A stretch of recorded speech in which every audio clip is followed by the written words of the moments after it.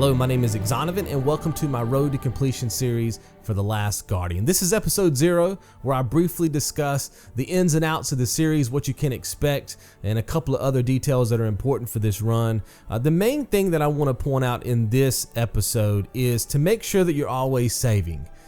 You may not be aware of this, but as a PlayStation member, if you're currently a PlayStation member, part of the PlayStation Plus program, you can actually save your progress via online, like cloud storage.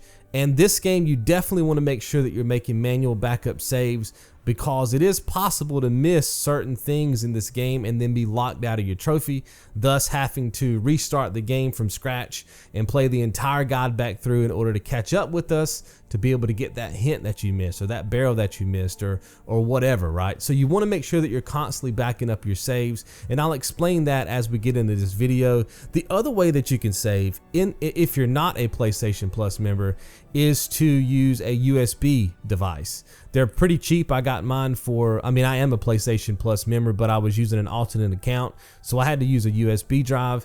I got mine for like 15 bucks, I believe. It was a 32 gig stick, so they're not that expensive if you need to pick one of those up, and they work virtually the same way as you would save via the online cloud storage. But you definitely want to make sure that you're saving.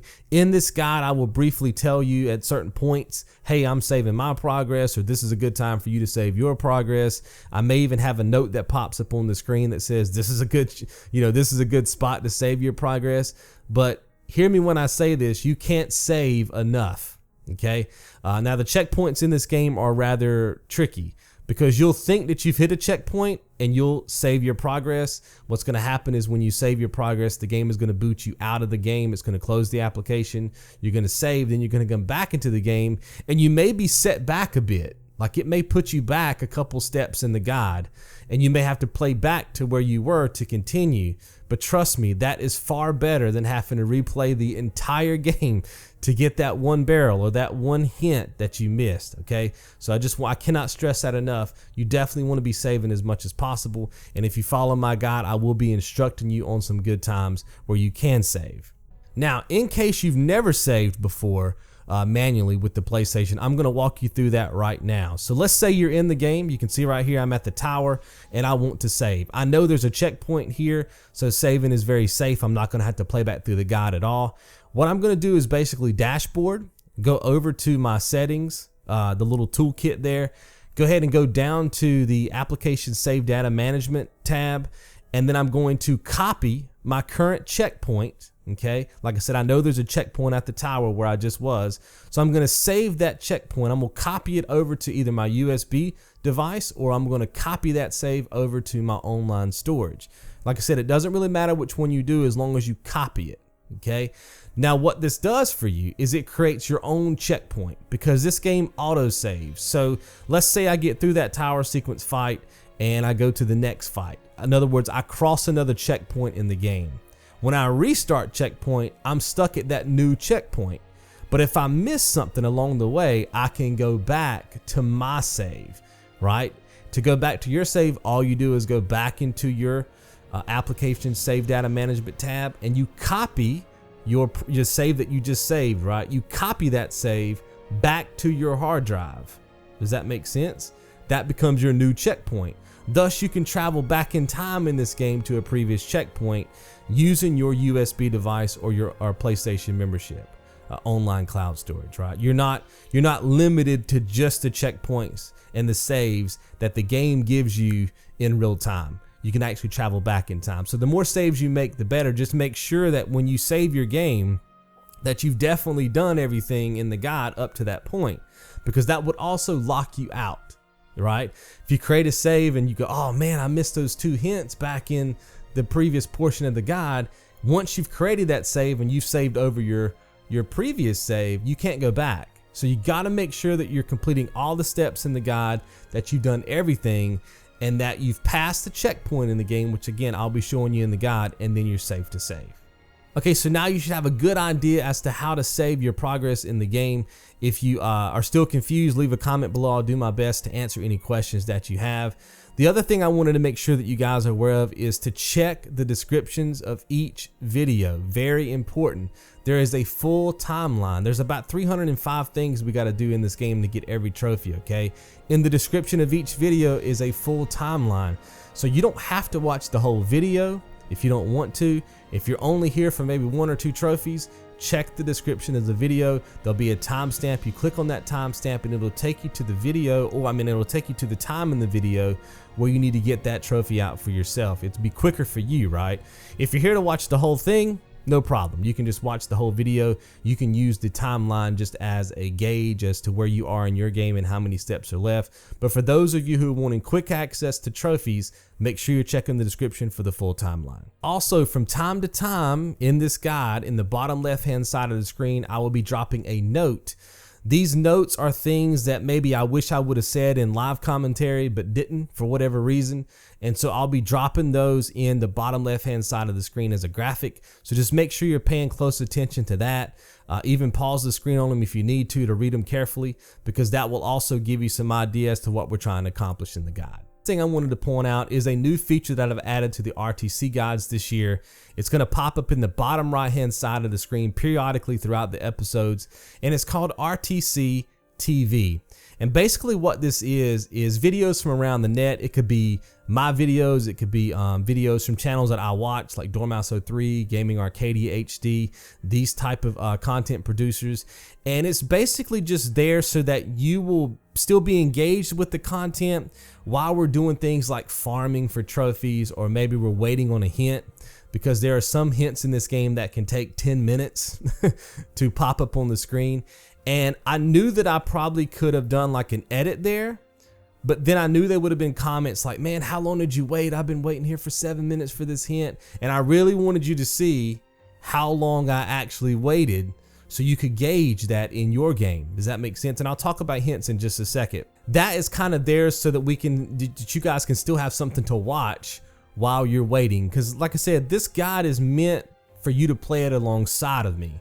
So if I have to wait 20 minutes for a hint, I know that you're probably sitting there also waiting in your game for 20 minutes, but at least you'll have a video to watch or a podcast to listen to or some music to listen to while you wait. And I think that's going to be very cool for some of you guys who are playing this game alongside of me. Now, I've been all around the internet researching this, because when I went through the game the first time, obviously I didn't get all the hints. Went through it 2 more times. I finally figured out where all the hints were. My 4th playthrough was to figure out what exactly triggered the hints, right? Because the hints, they're tedious to get, guys. Sometimes we're going to be waiting for some of these hints for 10 minutes, 7 minutes, literally doing nothing, because it takes the game that long to realize, I guess, that you actually need a hint. So it's going to get painfully boring at sometimes. There's some of these episodes that are going to be close to 2 hours long, not because we're doing a lot of stuff in them, but because we're waiting on hints. And like I said, that's where RTC TV comes in. Hopefully that'll keep you guys entertained. But if you're not a patient person, this game is really not for you. I'm a super patient person, and I was getting very ill playing this game at times, trying to practice it and get the guide together, because it's very easy to miss some of these trophies, especially with the hints. Now, one thing to point out about the hints is that I'm only going to show you on screen, at least with the graphic, 94 hints. Technically, there are 95 hints in this game. One hint takes place at the end of the game. I won't spoil it for you in case you're watching this more of as a Let's Play or a walkthrough. At the end of the game. But you'll see clearly in my run that my trophy pops after the 94th hint, not the 95th hint. So there's going to be some forums that say, oh, you got to get all 95. I've gotten the All Talked Out trophy 3 times now during my practice of this game and my live recording, and I've never had to get the 95th hint. My only thought is that some people are getting that trophy after the 95th hint because maybe they missed one hint along the way, and technically that 95th hint is simply their 94th hint. I'm just wondering if maybe the game gives you a leeway of 1 hint, basically. Like there's 95 total, but you only got to get 94, because there has been reports of people getting their trophy after the end sequence, right?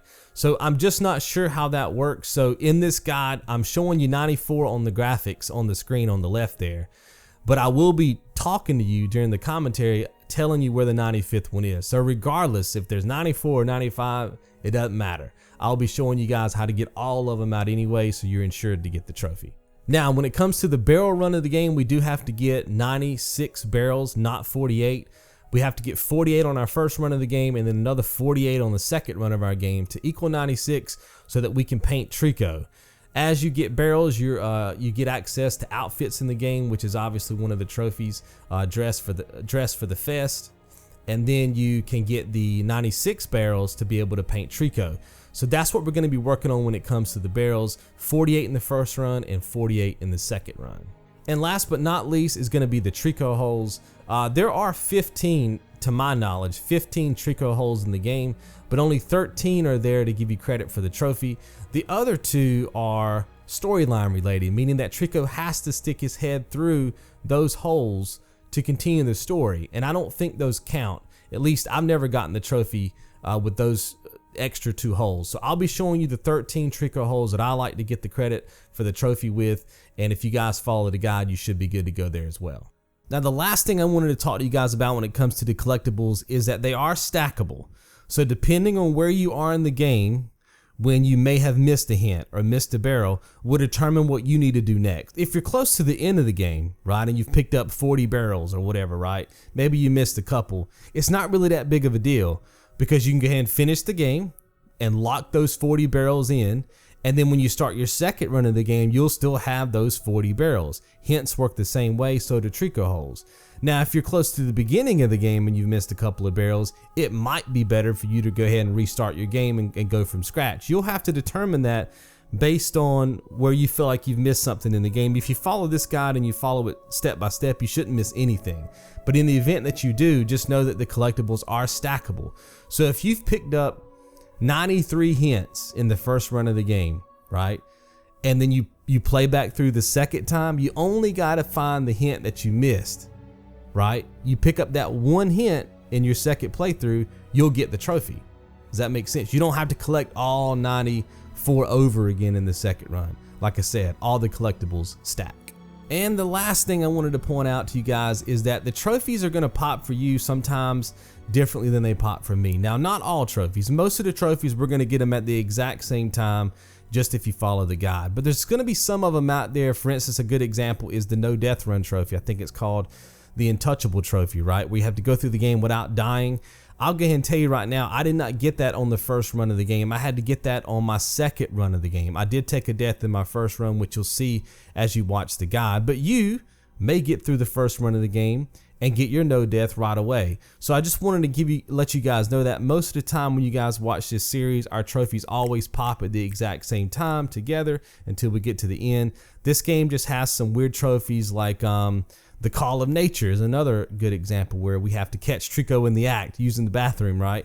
That's a kind of a random trophy that pops for different people at different times. I will be telling you in the guide via commentary how I like to get it and how you can get it. So just stay tuned for that for tips on how to get that. But you get my point. Just know that as we go into the third run of this game, because you're going to have to make 3 runs total, the third run is strictly for the speed run. So anything prior to that third run is time for you to get your other trophies. So just make sure that when you boot up your game going into that third run, that all your other trophies are locked and done. And that's going to be enough to finish things out, guys. I'm going to leave you with some music. It's going to be a timeline of all the videos that's going to be up for this series. I hope you guys enjoy, and I'll see you guys in episode 1.